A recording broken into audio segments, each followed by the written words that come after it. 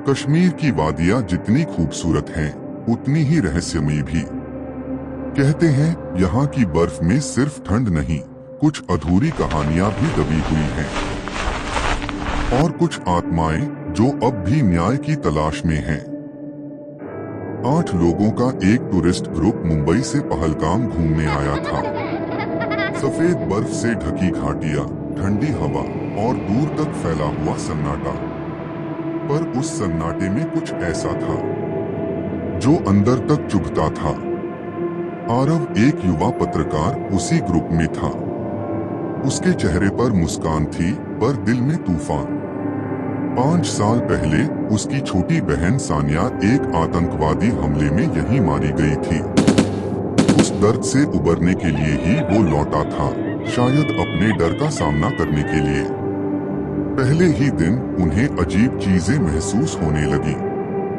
एक छोटी बच्ची ने आरव से फुसफुसाकर कहा, रात को बाहर मत जाना, वो वापस आ गए हैं। अगली सुबह आरव को बर्फ के नीचे दबा हुआ एक पुराना डायरी का पन्ना मिला, उसकी बहन सानिया की हैंडराइटिंग में। आखिरी लाइन पढ़ते ही उसकी रूह कांप उठी। हम मर गए, पर हमारी आवाज अभी भी इस बर्फ में दबी हुई है। इसी रात ग्रुप का एक सदस्य बिना किसी निशान के गायब हो गया। चारों ओर उसकी चीखें गूंजी, पर उसका कोई पता न चला। बर्फ में खून की कुछ बूंदें थीं और वो भी धीरे धीरे गायब हो गई। आरव को जल्द ही पता चला कि जिस जगह पर वे ठहरे थे वो वही इलाका था जहां 5 साल पहले हमला हुआ था। और अब उसी इलाके में वही आतंकी वापस आए थे, क्योंकि उन्होंने वहां कुछ छुपा रखा था।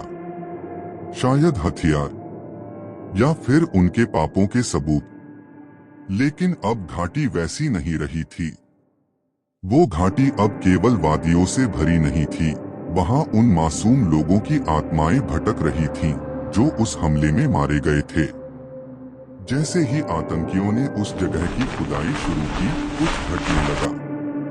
एक एक करके वे अजीब हादसों का शिकार होने लगे।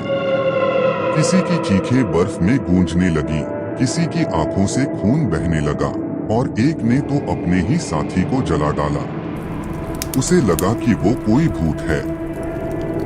आरव ने एक रात अपनी बहन की आत्मा को देखा, चेहरा जल चुका था, आंखों में आंसू नहीं बल्कि एक गहरा शून्य था। उसने चुपचाप एक आतंकवादी को खींचकर नदी में डुबा दिया और फिर शांत हो गई। ये आत्माएं निर्दोषों को नहीं छूती थीं, सिर्फ उन्हीं को सजा देती थीं जिन्होंने खून बहाया था। आखिरी में आरव ने एक पुरानी मस्जिद के खंडहर में जाकर दिए जलाए और उन सभी के लिए प्रार्थना की जिनकी जिंदगियां छीन ली गई थीं। हवाएं शांत हो गईं। घाटी ने जैसे कुछ देर के लिए सुकून पा लिया। पर जाते जाते आरव को एक धीमी सी आवाज सुनाई दी, सानिया की। जब तक नफरत जिंदा है, हम भी जिंदा रहेंगे। श्रद्धांजलि।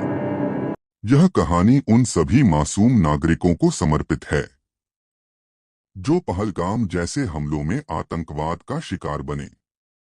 उनकी आत्माएं भले ही हमारे बीच ना हो, पर उनकी यादें और दर्द हमें हमेशा याद दिलाते रहेंगे कि नफरत कभी नहीं जीतती, इंसानियत हमेशा जिंदा रहती है। श्रद्धांजलि।